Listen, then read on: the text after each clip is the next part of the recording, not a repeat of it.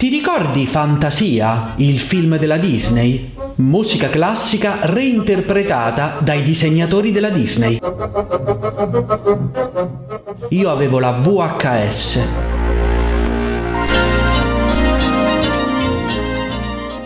Ma c'era un punto di quella cassetta che mi lasciava sempre una sensazione di disagio e paura. Una scena con un demone gigante, le ombre, il fuoco e una musica che sembrava uscita direttamente dall'inferno.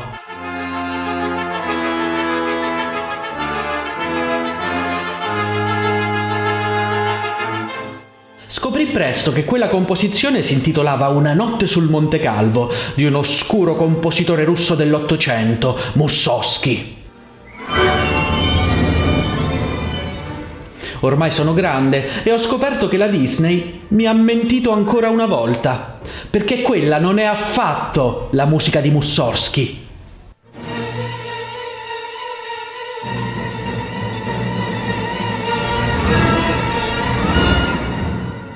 Una notte sul Monte Calvo.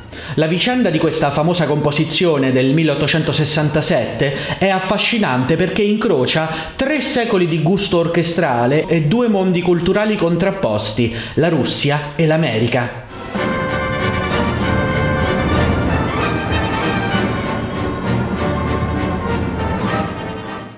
Quella che sentite nel film Fantasia del 1940 non può essere Una notte sul Monte Calvo, perché questa composizione è stata riscoperta solo nel 1968. Cerchiamo di capire bene chi era questo Mussorgsky e cosa è successo alla sua musica.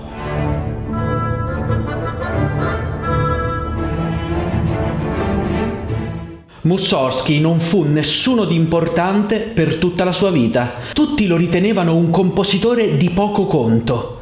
Faceva parte di un collettivo di compositori, il Gruppo dei Cinque, ma neanche i suoi amici più intimi lo consideravano dotato e non riuscirono mai a comprendere appieno il valore delle sue innovazioni.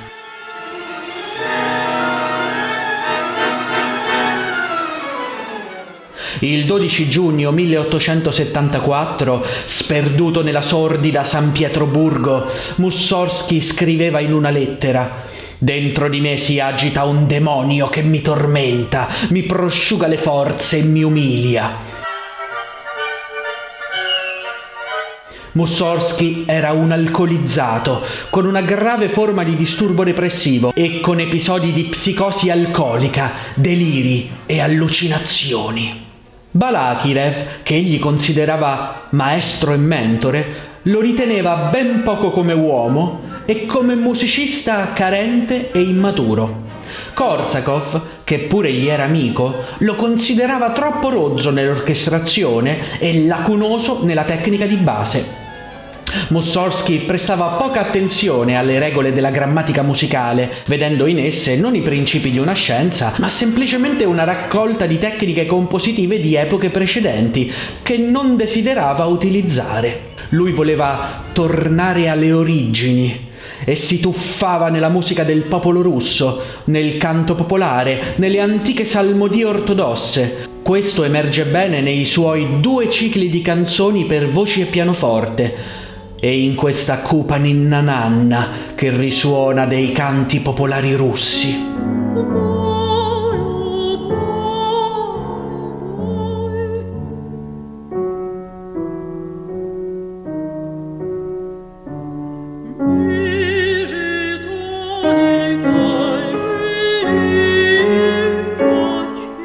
Mussorgsky lavorò a Una notte sul Monte Calvo lungo tutta la sua breve vita.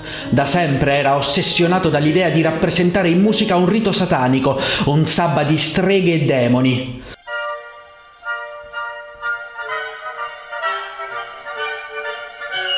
Per un contadino, un collebrullo è inutile, strano e inquietante, una sorta di spazio liminale. Il Monte Calvo è un luogo spettrale, archetipico delle leggende slave, un luogo dove le streghe e i demoni celebrano Satana danzando in un rito blasfemo. Ci sono decine e decine di monti calvi in tutto il territorio slavo.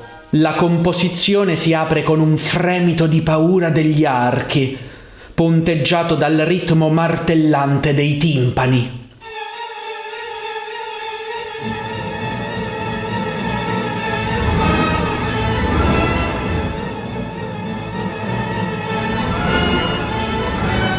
Tromboni e tube, gli strumenti più bassi e possenti dell'orchestra, enunciano un motivo aspro e barbarico.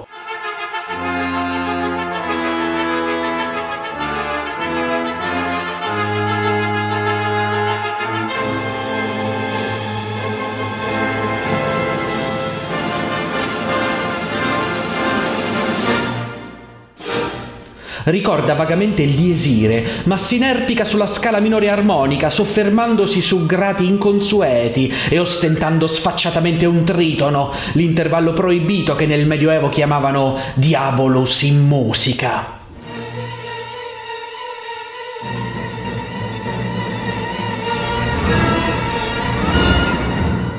Mussorgsky ultimò la partitura nel 1867.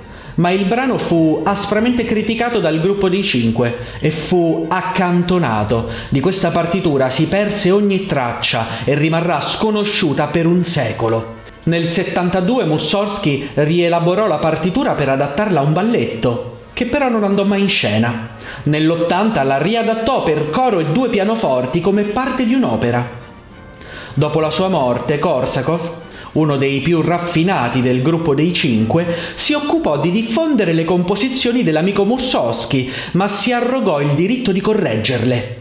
Per Korsakov l'orchestrazione di Mussorgsky era inaccettabile e così riscrisse anche Una notte sul Monte Calvo, partendo dall'ultima versione dell'80 e da appunti del compositore, e creando così una versione più morbida e meno inquietante.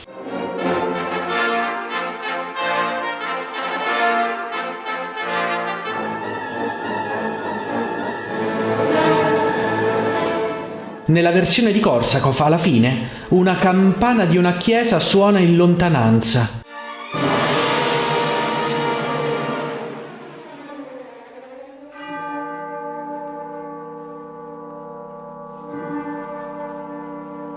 I demoni si guardano tra loro come stupiti e poi si dileguano.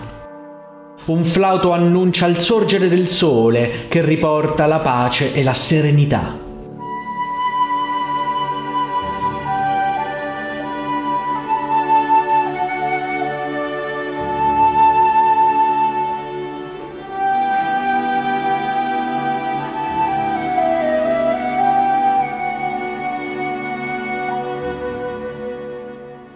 Nulla di tutto questo è presente nella versione originale di Mussorgsky.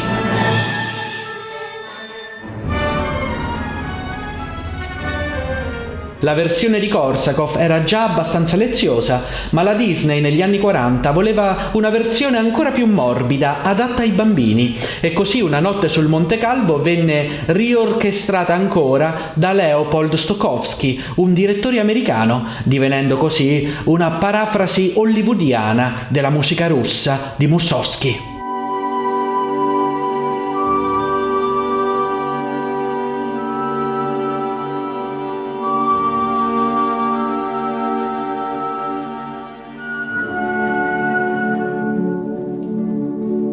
E poi, improvvisamente, nel 1960 la versione originale venne alla luce in tutta la sua dirompente modernità. Era la Russia di Mussorgsky, aspra, grandiosa e intrisa di fede e superstizione.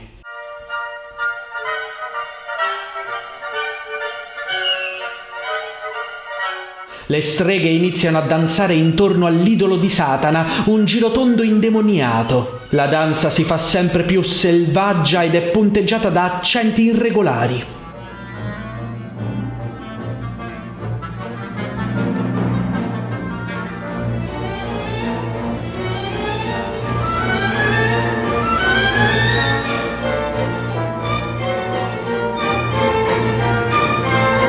Inizia la Messa Nera. Ascoltiamo una parodia della salmodia ortodossa, un canto popolare russo accompagnato dalle percussioni che gli danno un tocco selvaggio di rito contadino.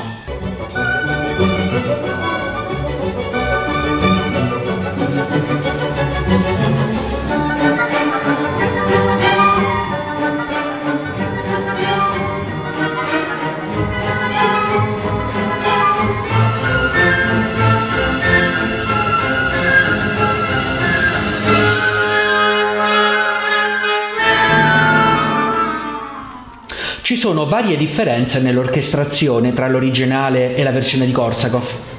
Osserviamolo all'inizio del brano. In Mussorgsky c'è la cornetta, una sorta di tromba ma con un suono più aspro e acidulo. E inoltre ci sono molte più percussioni: triangolo, tamburello basco e tamburo.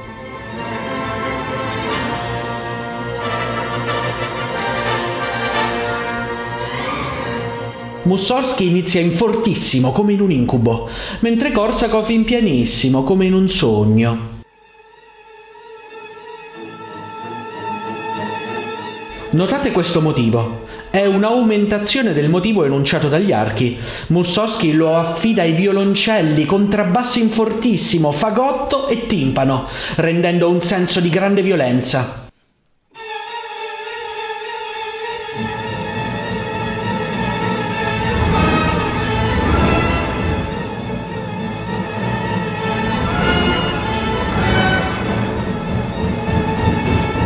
In Korsakov invece il timpano è assente all'inizio e gli altri strumenti entrano più dolcemente e dilazionati uno alla volta. La versione di Mussorgsky del 1867 era davvero in anticipo sui tempi. Nessuno aveva compreso che gli aspetti timbrici dell'orchestrazione anticipavano in realtà la musica del Novecento, come del resto le innovazioni ritmiche e armoniche. Gli elementi musicali etnici russi, poi, venivano rappresentati in tutta la loro selvaggia genuinità. Mussorgsky non guardava al passato, lo stava superando. 100 anni prima di Stravinsky aveva già evocato la barbarica modernità della Russia. Vi ricordo di iscrivervi e ringrazio tutti gli abbonati al canale che mi sostengono e hanno accesso a contenuti aggiuntivi come il mio corso da zero a Bach. La Disney ci aveva già mentito in passato, vi ricordate? Mi riferisco al mio video su Respighi e le balene, che vi consiglio di recuperare. Detto questo io vi saluto, alla prossima, ciao ciao! E buon Halloween con Mussorgsky!